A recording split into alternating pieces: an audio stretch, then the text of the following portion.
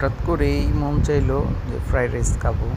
তো বাসায় এমনি কোনোই নাই, এমনি মন চাইলে যেটা ইচ্ছা আমরা সেটাই রান্না করে খাই। তো অনেক সময় দেখাই না, হঠাৎ করে মন চাইলো যে আজকে একটু ভিডিও করি, দেখাই যে কীভাবে রান্না করলাম।